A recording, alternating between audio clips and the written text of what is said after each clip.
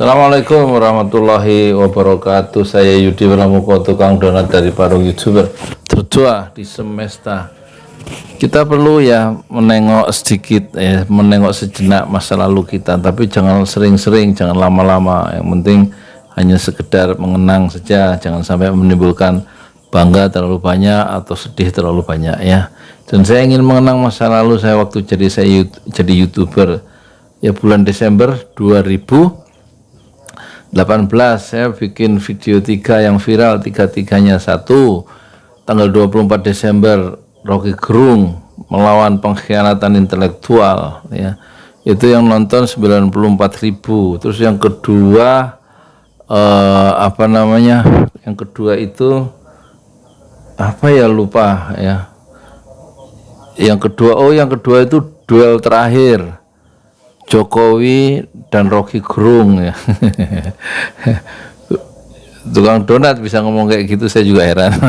Terus yang ketiga itu tanggal 28, yang ketiga tuh 31 Desember ya. Judulnya Rocky Gerung masuk Islam, semesta berguncang, itu yang nonton 540.000 ya. Nah, yang pertama tadi yang Rocky Gerung melawan pengkhianatan intelektual itu viral. Kata anak saya pulang dari jualan donat sore-sore gitu, "Pak, video Bapak viral." Yang mana itu? Yang pertama yang itu yang 15 menit yang pengkhianatan intelektual, Rocky Gerung melawan pengkhianatan intelektual, viral. Terus kata saya, viral itu apaan? Saya nanya gitu ya. Saya nggak tahu istilah viral itu, lupa. Viral itu video Bapak diomongin di Twitter sama diomongin orang di IG. Nah, kalau Twitter saya tahu, tapi IG saya nggak tahu. Saya nanya, IG apaan IG? Kata anak saya, Instagram. Itu tahun 2018 akhir, waktu umur saya 57, lebih 4 bulan tuh. Terus yang kedua juga begitu, itu viral lagi. Makasih, ketemu ini topi. Cari dari tadi nggak ada. Nah, kalau gini kan kelihatan lebih milenial yang senior. Terus jadi video saya yang pertama itu langsung dari 38 subscribernya selama 6 tahun. Itu selama 6 tahun subscribernya 38 lah, nggak diurus, hanya untuk dokumentasikan anak-anak ngaji sejak 2012 sampai 2018. Subscribernya 38.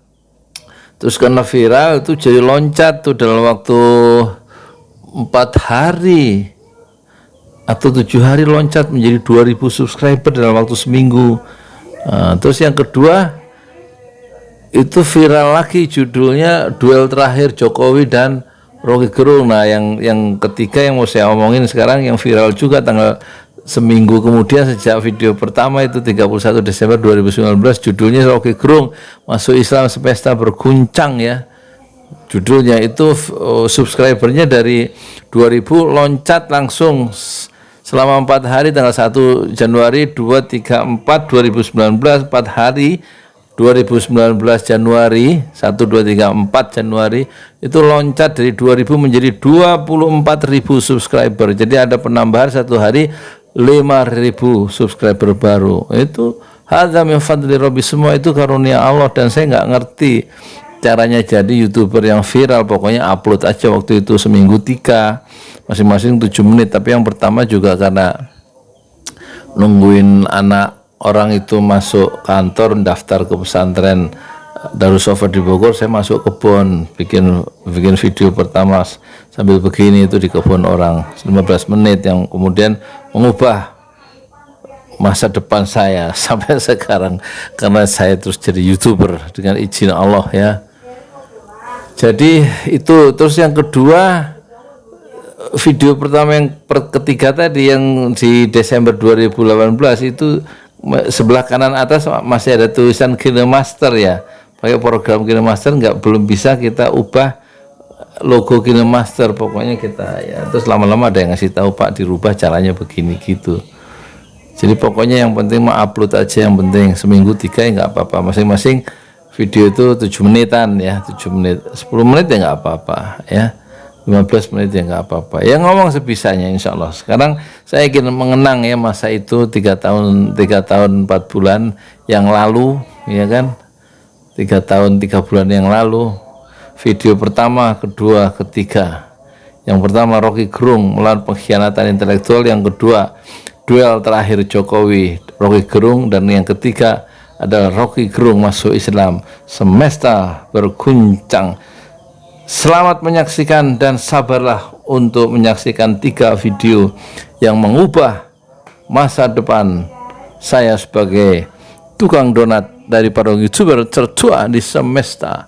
Selamat menyaksikan. Oh yang ketiga, waktu itu saya udah punya cita-cita subscriber saya 55 juta. Alhamdulillah selama 3 tahun 3 bulan subscriber saya bukan 55 juta, masih 341.000, dan video saya selama 3 tahun 3 bulan itu sudah 4.800, karena 1 tahun saya target ada 1.500 video ya, dan sekarang ada 4.800. Yang 200 itu pekerjaan 6 tahun pertama 2012 sampai 2018, itu selama 6 tahun saya upload hanya 200. Kemudian karena sadar YouTube itu berguna, kemudian saya target 1 tahun minimal 1000, dan tercapai 1 tahun 1.500. Sudah 3 tahun sudah 4.500. Jadi total sekarang video saya 4.800, karena dengan izin Allah saya bekerja sebagai YouTuber, saya bekerja dengan kecepatan cahaya. Saya Yudi Pramuko, tukang donat dari para YouTuber tertua di semesta. Fasbir sobron jamila, bersabarlah dengan kesabaran yang indah. Assalamualaikum warahmatullahi wabarakatuh. Saya ada di pesantren Tahfiz Quran Darussofa Cijeruk Cigobong Bogor, dan nanti saya akan bikin vlog ya, bikin komentar tentang Rocky Gerung dan pengkhianatan intelektual dalam perspektif Julian Benda ya, sastrawan besar dari Prancis yang 4 kali menjadi kandidat hadiah Nobel dengan bukunya yang terkenal Pengkhianatan Kaum Intelektual. Kalau kita mengamati ekspresi intelektual atau artikulasi intelektual dari Rocky Gerung, maka kita teringat pada Julian Benda ya, ilmuwan dari Prancis, sastrawan besar dari Prancis ya, di awal abad 20, yang mengingatkan pentingnya kaum intelektual jangan terkooptasi oleh kekuasaan di masanya, sehingga dia tidak menjadi kaum intelektual yang berkhianat ya terhadap nuraninya sendiri, dan sebagai fungsi-fungsi dia sebagai kaum intelektual yang harus mencerahkan bangsanya. Perhatikanlah artikulasi pengucapan pengkalimatan dari Rocky Gerung, begitu fasih dalam membentur tiang-tiang istana, pusat-pusat kekuasaan, bagaimana mengelola kekuasaan di tengah kemajemukan dan di tengah akal sehat yang harus selalu ditegakkan. Kelihatannya abad ini adalah abad Rocky Gerung. Dia diterima oleh lintas zaman, lintas generasi. Dia dielulukan di kampus, di ruang-ruang publik dalam diskusi. Dia ditunggu sebagai narasumber. Dia juga diterima oleh lintas mazhab, oleh lintas partai politik, dan juga oleh lintas agama. Ini menunjukkan kerinduan untuk melihat sebuah rejim dengan jernih. Itu bisa kita titipkan, kita wakilkan kepada Rocky Gerung yang bisa menyuarakan dengan bahasa yang sangat plastis dan penuh metafora, sehingga mudah dicerna oleh segala lapisan masyarakat, dan pesannya sampai ke relung hati kita yang paling dalam. Itulah Rocky Gerung. Bagaimana kita harus menjaga nurani dengan kekuasaan yang selalu mempromosikan keberhasilan di dalam pembangunan, di tengah-tengah kemiskinan bangsanya, di tengah-tengah penderitaan bangsanya. Dan ini dia menyuarakan suara yang terpendam dengan cara yang sangat intelektual tapi mudah dimengerti. Misalnya ketika perdebatan di ILC, di stasiun TV One yang sangat diminati banyak orang itu, ketika diminta komentar tentang perdebatan yang baru saja terjadi di ruangan itu, yang masing-masing bersuara dengan sangat keras dan mempromosikan keberhasilan pemerintah, dan sebaliknya oleh lawan-lawannya juga melakukan satu counter argumen atau melakukan side argumen dengan cara yang kadang-kadang sangat subjektif dan menyerang pribadi Rocky Gerung. Kemudian ketika diminta tanggapannya, Rocky Gerung hanya mengatakan diskusi tadi dengan satu kata, berisik, karena memang dalil-dalil argumentasinya tidak ditegakkan dengan cara-cara yang berbasis pada akal sehat. Sebuah kosakata yang sangat diminati, yaitu kata sehat, kemudian kata yang dungu dan fiksi. Tiga kata itu yang sangat laku ya, key selling point atau untuk menjelaskan siapa sebenarnya Rocky Gerung. Dia memberikan kata dungu untuk orang-orang yang perspektif yang terbatas dalam melihat persoalan, dan kemudian perlunya akal sehat ditegakkan dalam melihat landscape persoalan yang selalu perlu kejernihan dalam berpikir. Dan kemudian kedunguan-kedunguan ini memang sangat sangat mewakili perasaan publik, bagaimana satu penilaian objektif harus diucapkan yang selalu ditentang dan dipromosikan. Sebaliknya sangat berada, yaitu saat ini.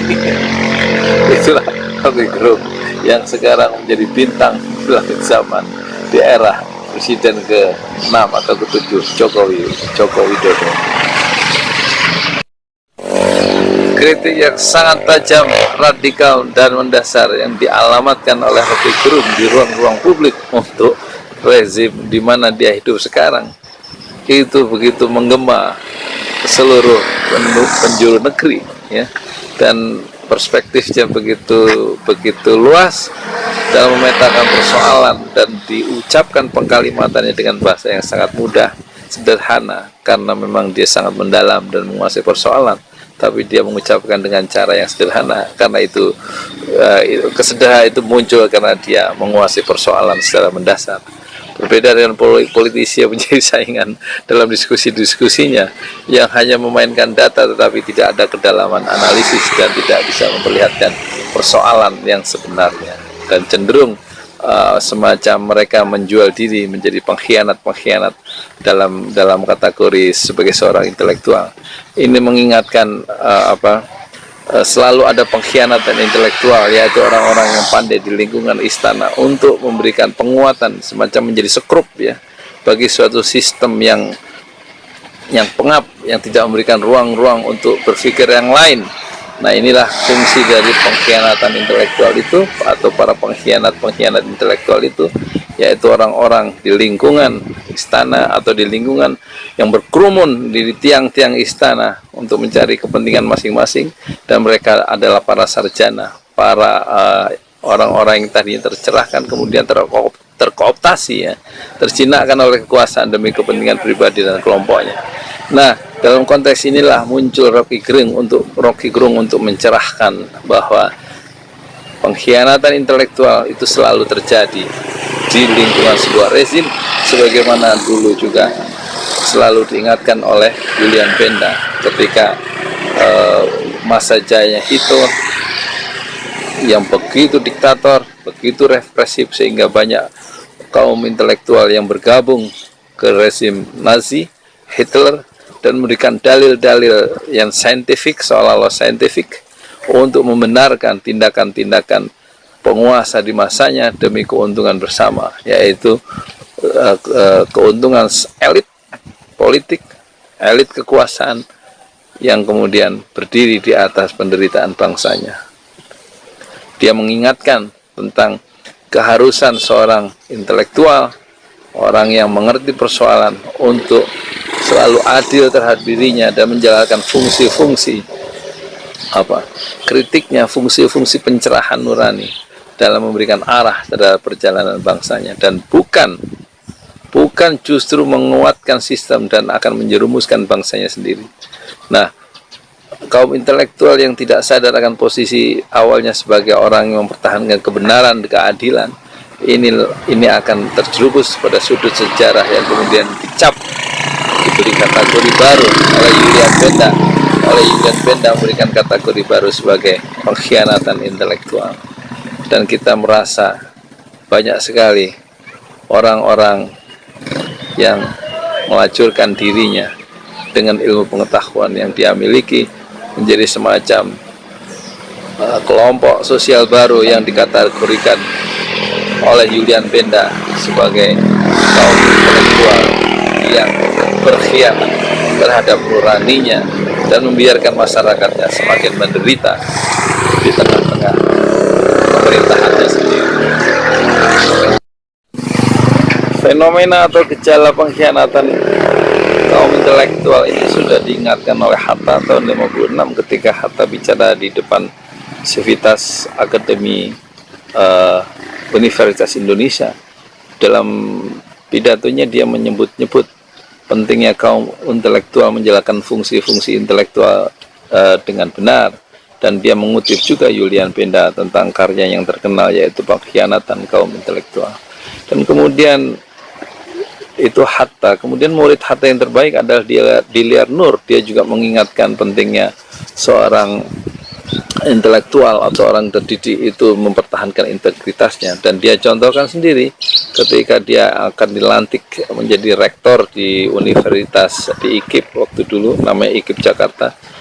Dalam pelantikan sebagai rektor, teksnya itu mendapatkan intervensi dari istana agar diubah teks pidato pengukuhan dia sebagai guru besar. Kemudian dia tidak mau diintervensi oleh kekuasaan, dan akibat yang harus dia terima dan dia tidak disahkan oleh pemerintah, tidak disahkan sebagai guru besar di IKIP Jakarta.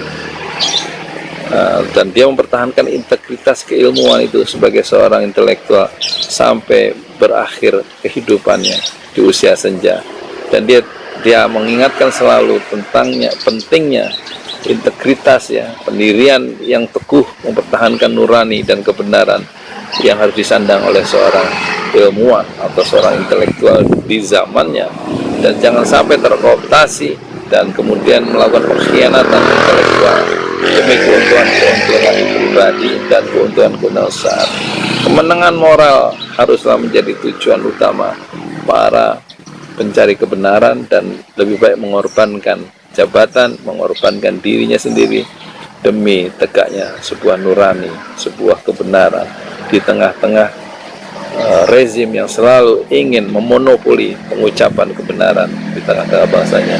Fungsi-fungsi seorang intelektual selalu diingatkan oleh Diliar Nur, dan dia tahu dia tidak akan mau duduk satu bangku misalnya dengan seorang tokoh di Orde Baru yang bernama A, kemudian dia bisa bertahan hidup di masa Orde Lama, dia bertahan dan menjadi orang berkuasa, yaitu seorang tokoh bernama A, dan kemudian dia dipakai oleh pemerintahan Orde Baru yang menumbangkan Orde Lama. Tokoh A itu tetap dia bisa menjual dirinya asal bisa bertahan di lingkungan yang berbeda-beda tanpa memperdulikan lagi integritasnya sebagai ilmuwan, tokoh A tadi, sehingga Diliar Nur tidak akan pernah mau duduk satu bangku dengan tokoh A itu dalam sebuah seminar. Nah, inilah contoh bagaimana seorang ilmuwan sekaliber Diliar Nur, kader terbaik dari Muhammad Hatta, mempertahankan integritasnya sebagai seorang ilmuwan di bidang politik, lulusan Cornell University, dan tidak menyediakan dirinya untuk masuk kategori ilmuwan yang berkhianat atau dia melakukan pengkhianatan intelektual dalam kategorisasi atau dalam perspektif yang dikembangkan oleh Julian Benda, pemikir Perancis yang terkenal. Jadi ada semacam benang merah tentang pengkhianatan intelektual yang dilakukan oleh kaum intelektual di lingkungan rezimnya, yang diingatkan oleh Muhammad Hatta kemudian diteruskan oleh murid dan kader terbaiknya Diliar Nur di masa Orde Baru, Hatta di masa Orde Lama di era Soekarno, dan kemudian diteruskan dari Hatta ke Diliar Nur, dan diteruskan kemudian suara bahayanya pengkhianatan intelektual itu diteruskan oleh Rocky Gerung di era reformasi. Disinilah mengapa Rocky Gerung bagaikan bintang di langit zaman di era reformasi, karena dia berhasil menjernihkan kembali nurani bangsanya yang mencoba dikooptasi oleh lapisan kaum intelektual di sekitar istana yang mengelilingi dan berkerumun di istana, dan mereka melakukan pengkhianatan intelektual demi keuntungan ekonomi dan politik yang. Assalamualaikum warahmatullahi wabarakatuh. Saya Yudi Pramuko. Kalau pagi jualan donat kentang. Hari ini rekaman tanggal 24 Desember 2018 atau bertepatan dengan 17 Rabiul Akhir 1440 ya. Saya baru saja mengantarkan santri saya Berdiansah kelas 3 SMP Sanawiyah untuk meneruskan pelajaran di pesantren Tahfiz Al-Quran Darus Sofan namanya di Bogor, dan di sana targetnya satu SMA boarding school tapi gratis dari makan dan nggak membayar sama sekali.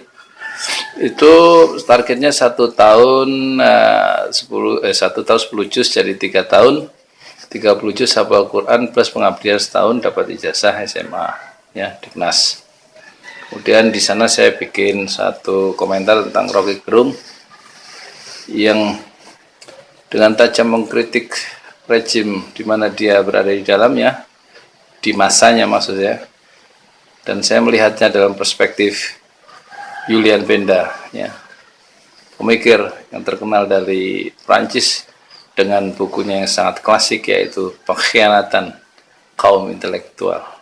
Selamat menikmati ya. Sekarang saya sudah ada di pesantren. Assalamualaikum warahmatullahi wabarakatuh. Assalamualaikum warahmatullahi wabarakatuh. Saya kembali tiba di tepi danau hari hari Jumat 28 Desember jam 7.21. Ini kalau ingat danau ini ingat di danau di kampus-kampus besar di Eropa atau di Amerika, kampusnya ada danaunya. Tapi danau di sini saya dikelilingi oleh uneducated people. Sorry ya. Jadi beda, ini bukan kampus, ini kampung ya. Uneducated people sebagian besar. Tapi saya mencoba mengembangkan imajinasi bagaimana kalau Rocky Gerung itu bercakap-cakap dengan 5 tokoh. Pertama dengan Soekarno, Hatta, Natsir, Syahrir, dan Agus Salim. Terus bagaimana kira-kira kalau bercakap-cakap dengan presiden kita yang terakhir, yaitu Joko Widodo. Jadi pertama, kalau Rocky Gerung itu kira-kira mengkritik Presiden Soekarno saat itu tahun 45, semua kritik tentang kepemimpinan atau tentang pemerintahan akan dijawab tuntas oleh Soekarno. Kenapa?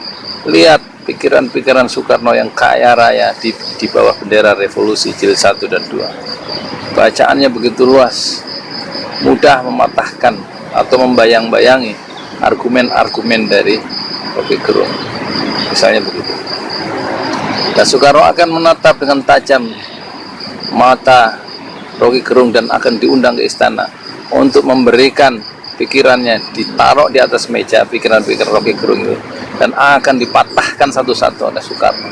Itu presiden kita yang sudah mengenyam ya, bukan hanya mengenyam, memakan, memamah pemikir-pemikir dunia. Lihat saja pembelaannya waktu di penjara Indonesia Merdeka itu ya, satu pembelaan pleido yang gilang gemilang yang sangat cemerlang, ditulis pada tahun 30-an.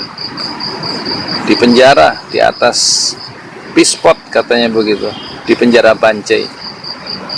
Pemahaman Soekarno tentang ideologi besar dunia dan dia bisa meramalkan Indonesia akan merdeka, itu pikiran Soekarno yang sangat visioner dan mudah menghadapi seorang Rocky Gerung.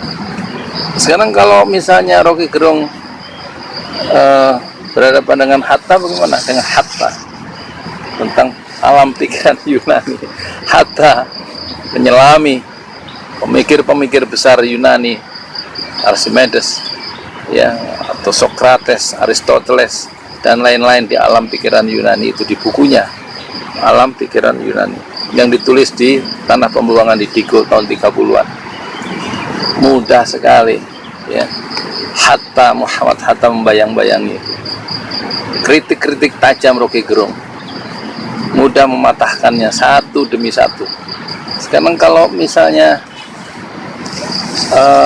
Natsir, bagaimana Natsir yang terdidik di SMA di Jalan Riau atau di Jalan Sumatera di Bandung, itu AMS zaman Belanda, dan yang menguasai 7 bahasa termasuk bahasa Arab. Lihatlah Kapita Selekta jilid 1 dan 2, tulisan-tulisan Natsir, dan juga polemik dia di majalah Pembela Islam dan di tempat-tempat lain. Pra kemerdekaan saat Nasir umur 30-an, tentu bisa tidak berkutik Rocky Gerung ya di hadapan pemikir sekali bernatsir. Sekarang kalau Agus Salim apalagi baca bukunya, tulisan-tulisan Agus Salim, di Jejak Langkah Agus Salim atau di 100 tahun Agus Salim, akan mudah Rocky Gerung kemudian menjadi orang yang mendengarkan urean-urean filosofis dari Agus Salim, dan dia akan terpaksa menjadi pendengar karena Agus Salim bisa berbicara sendiri selama berjam-jam.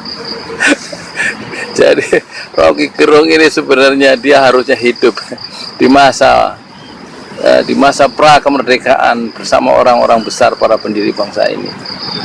Sekarang bagaimana kalau misalnya Rocky Gerung bicara dengan Syahrir? Baca saja Syahrir, orang yang suka berpikir jauh mendalam. Lihat perjuangan kita, karya Sultan Syahrir, maksud saya, bukan Sultan Syahrir ya, Perdana Menteri RI yang berhasil mengalahkan Soekarno waktu itu sebagai Perdana Menteri, dan Presiden Soekarno sebagai simbol saja dari Indonesia yang baru merdeka. Nah, ini Rocky Gerung akan berbahagia hidup di tengah-tengah Syahrir, di tengah-tengah dia akan mengkritik Syahrir, dan pasti diajak makan sarapan oleh Syahrir untuk memberikan apa kritikmu terhadap pemerintahku yang aku pimpin, kira-kira begitu. Coba kita diskusi di istana, di istana negara maksudnya, kata Syahrir.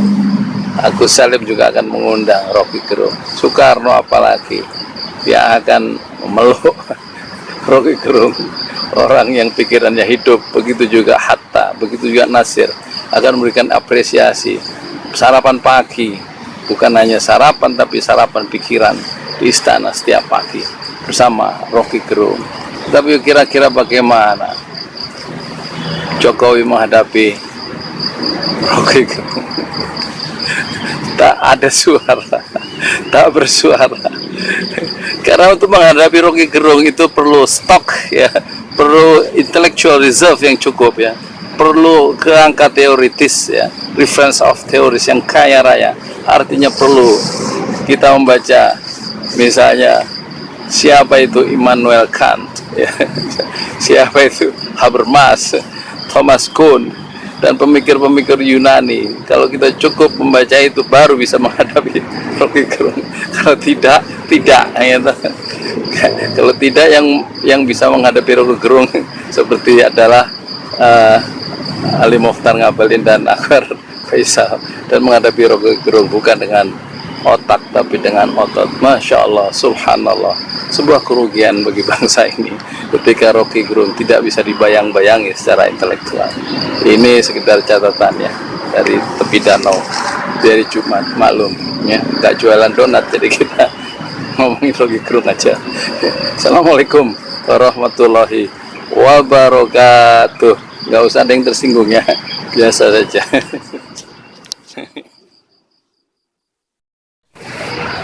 Assalamualaikum warahmatullahi wabarakatuh. Saya Yudi Pramuko, tukang donat kentang aslinya. Sekarang mau jadi YouTuber ya. YouTuber, jadi saya adalah YouTuber paling tua di alam semesta dari Indonesia. I am the oldest YouTuber at the universe from Indonesia. Ya, nanti insya Allah targetnya subscribernya itu 55 juta subscribers ya. 20% dari jumlah penduduk Indonesia kalau menurut perspektif Pareto, sosiolog Swedia abad Italia abad 18 kalau nggak salah. 20%, jadi kira-kira 55 juta subscriber. Sekarang baru 2000. Jadi bantulah ya untuk subscribe sekarang. Saya hitung ya. 1 2 3 4 5. 1 2 3 4 5 subscribe sekarang. Atau pakai bahasa Jawa, siji loro telu papat limo. Bahasa Sunda hiji dua tilu opat lima. Bahasa Inggris, ayo subscribe sekarang. 1 2 3 4 5. Wahid itsnain tsalatsa arba'a khamsah.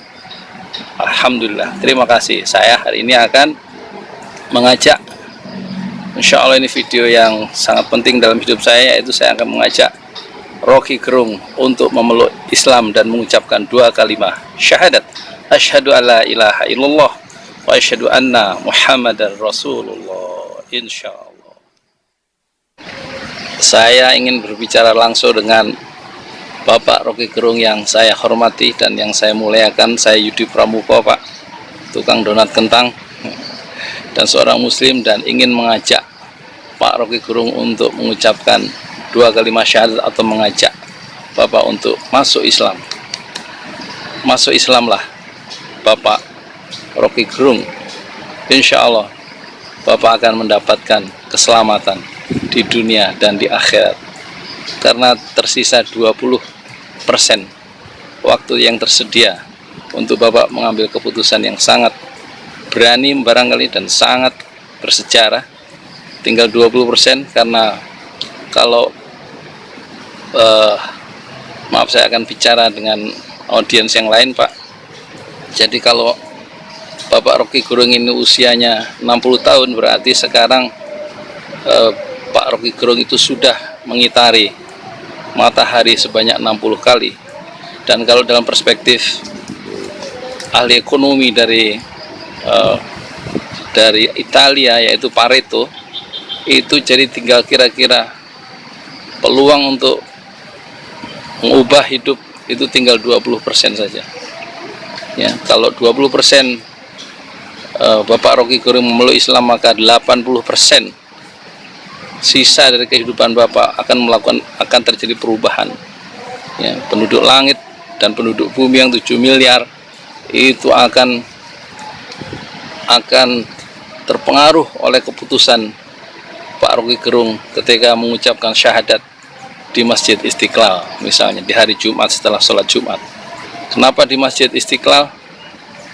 Karena Istiqlal artinya kemerdekaan, dan ini sangat sesuai dengan filosofi yang selalu ingin bebas dan merdeka dari Bapak Rocky Gerung. Istiqlal itu artinya diambil dari wazan, dari pola pattern bahasa Arab ya, istaghfara yastaghfiru misalnya, istaf'ala yastafilu, istiqlala yastaklilu istiqlalan, artinya merdeka ya, kemerdekaan, itu artinya istiqlal ya. Dan ini cocok dengan penjelajahan filosofis dari Bapak Rocky Gerung yang selalu ingin merdeka dan radikal di dalam mengembangkan intelektualisme dan melihat persoalan-persoalan dalam kehidupan dunia modern. Nah, yang kita heran, mengapa Bapak Rocky Gerung ini tidak menemukan Al-Quran dalam hidupnya. Memang Al-Quran itu bukan seperti traktat filosofis, traktat dalam buku filsafat.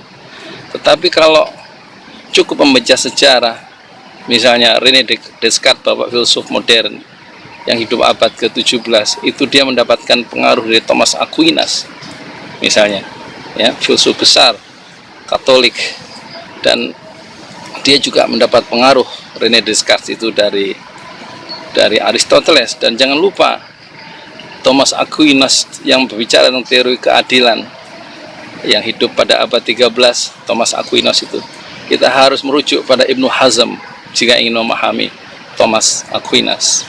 Ibnu Hazm adalah filsuf besar Islam dari Spanyol di Eropa yang hidup di akhir abad ke-11.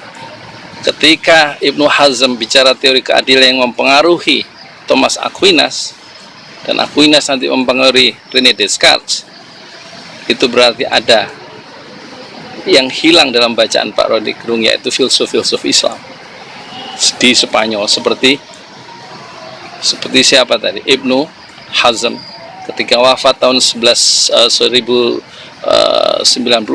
32 tahun kemudian setelah wafatnya Ibnu Hazm yang dahsyat itu, barulah kuliah perdana dimulai di Universitas Oxford University, yaitu universitas paling tua di Eropa, yaitu di Inggris. Jadi universitas paling tua di Inggris, di seluruh Eropa, itu dipengaruhi oleh para pemikir-pemikir atau ulama-ulama dan filsuf Spanyol. Jadi penetrasi pemikir-pemikir Islam itulah yang akan membangkitkan Eropa lewat Ibn Rushd yang disebut kemudian sebagai Averroism Ibn Rushd, yang Ibn Rushd itu seorang filsuf dan ulama besar yang membangkitkan akal Eropa. Ibn Rushd sendiri adalah filsuf yang menulis buku tahafut falasifah. Dia membantah ulama pemikir filsuf sebelumnya, yaitu Imam Al-Ghazali yang sudah wafat, tapi bukunya kemudian didiskusikan atau dibantah dengan buku baru, yaitu kerancuan para filsuf dibantah. Tahafut falasifah karya Al-Ghazali kemudian dibantah, dikeluarkan buku karangan filsuf besar Islam yaitu Ibn Rushd dengan buku tahafut falasifah. Nah, karya Ibn Rushd inilah yang kemudian membangkitkan, mempengaruhi Eropa. Jadi filsuf-filsuf, pemikir-pemikir Spanyol, Ibn Rushd, Ibn Hazm, dan yang lain-lain, itu adalah meratakan jalan bagi tumbuhnya Renaissance di Eropa. Persoalannya kenapa? Yang kita agak heran, sebagai seorang filsuf, Rocky Gerung tidak menemukan Al-Quran yang mempengaruhi sebenarnya kebangkitan akal Eropa dan para filsuf. Kalau bicara Aristoteles, justru Ibn Rushd adalah yang paragraf demi paragraf dia mengomentari filsuf Aristoteles di masa hidupnya, sehingga dia disebut sebagai pengulas pemikir-pemikir Aristoteles. Dan orang-orang barat modern di Eropa Barat atau peradaban barat modern seharusnya memang berjasa atau berutang budi yang sangat besar kepada Ibn Rushd yang sudah mengenalkan kembali pemikir-pemikir Yunani Aristoteles lewat Ibn Rushd yang kemudian mempengaruhi Eropa.